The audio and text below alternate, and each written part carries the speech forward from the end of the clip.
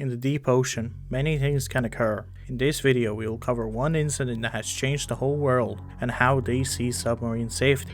USS Thresher was the lead boat of our class of nuclear attack submarines in the US Navy. She was the US Navy's second submarine to be named after the Thresher shark, but due to a series of unfortunate events, it became one of the deadliest military incidences. Early in the morning of April 9, 1963, Thresher, commanded by Lieutenant John Wesley Harvey, left Kittery Marine and met with the submarine rescue ship Skylark at 11 in the morning to begin her initial post-overhaul dive trials, 350 kilometers east of Cape Cod, Massachusetts. That afternoon, Thresher conducted an initial test dive, surfaced, and then performed a second dive to half of her test depth, around 400 meters.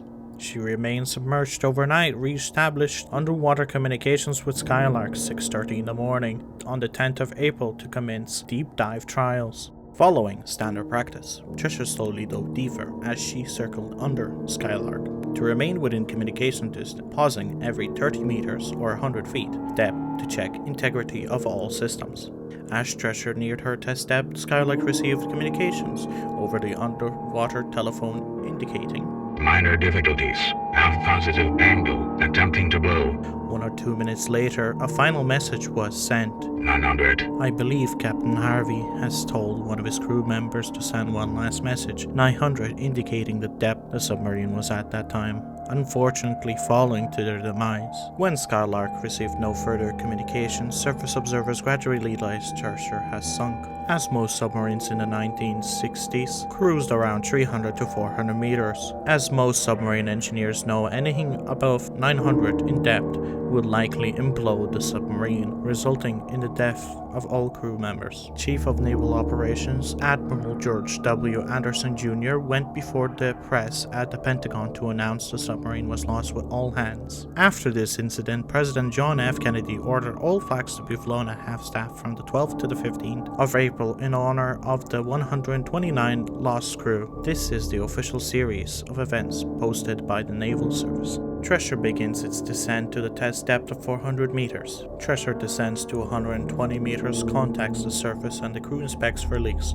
Commander Harvey reports reaching half the test depth. Thresher reaches 300 meters. Thresher's just cruising in a few knots, descending in slow circles, and announces to Skylark she is turning to course 090. At this point, transmission quality from Thresher begins to noticeably degrade, possibly as a result of thermoclines. Navy's official investigation stated that the likelihood of a brace joint pipe rupturing in the engine room is about this time. It is presumed that the crew would attempt to stop the leak at the same time the engine room would be filling with cloud mist. Under these circumstances, Commander Harvey's likely decision would have been to order full speed, full rise in fair water planes and blowing the main ballast in order to surface. The only problem was, the pressurized air rapidly expanding in the pipes cools down, condensing the moisture, depositing it on the temporarily stainers installed in the system to protect moving parts of the valves during a new construction in only a few seconds, resulting in the moisture freezing, clogging the stainers and blocking the air flow, halting the effort to blow the ballast. On top of the problem not being able to blow the ballast, water leaking from the broken pipe likely causes short circuits, which then likely led to an automatic shutdown of the ship's reactor and the loss of propulsion.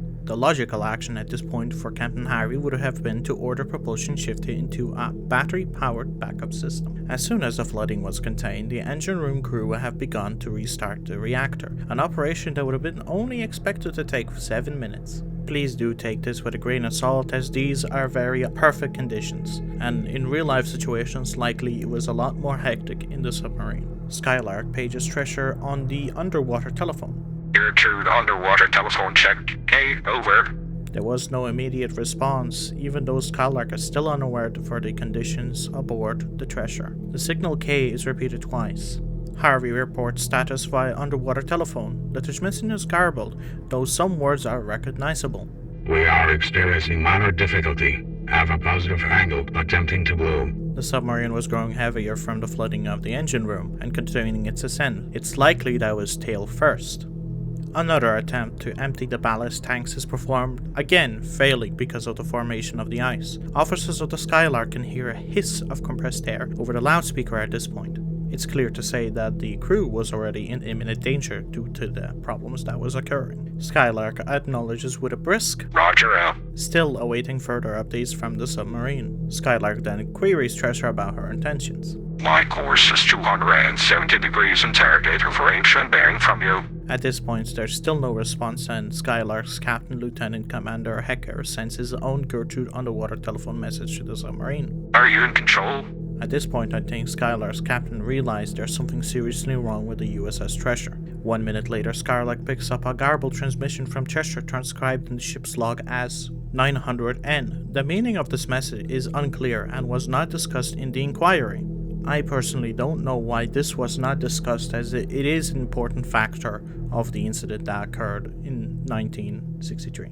It may have indicated the submarine's depth and course, or it may have been referred as a Navy event number. 1000 indicating loss of submarine, with the N signifying a negative response to the query from the Skylark. Are you in control?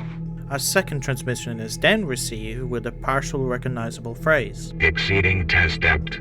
At this point, a hypothetical leak from the broken pipe grows with increased pressure. It's likely the very last moments of the crew. I myself can't imagine the last few seconds or minutes knowing what's about to occur as the submarine slowly compresses itself before it implodes, killing you several different ways with metal scraps flying around the pressure of the water or something else. The good news is at least you would die before the human brain would perceive it, as everything would occur within 0.1 seconds. This is when Skylark detects high energy, low frequency noise characteristics of implosion. 2 minutes later, Skylark continues to page Thresher repeatedly calling for a radio check, a smoke bomb, or something to indicate the boat's condition. It's clear to say that Skylark knows an emergency has occurred. At 11:04, Skylark attempts to transmit a message to 𝐒𝐿. When able to communicate with Thresher since 0917 hours. I've been calling the UQC voice and CWQHB every minute. Explosive signals every 10 minutes with no success. Last transmission received was garbled. Indicated Thresher was approaching test depth. Conducting spamming search. Radio problems meant that 𝐒𝐿 did not receive and respond to this message until 12:45. 𝐒𝐻𝐂𝐈𝐀𝐋𝐒 initiated Event submiss. alerting everyone that a submarine was missing. Procedures at 11:21 and continued to repeatedly hail Thresher until 1700 hours. This story is a grim reminder to everyone how dangerous work can be in submarines, as one small fault like that can lead to disastrous ends.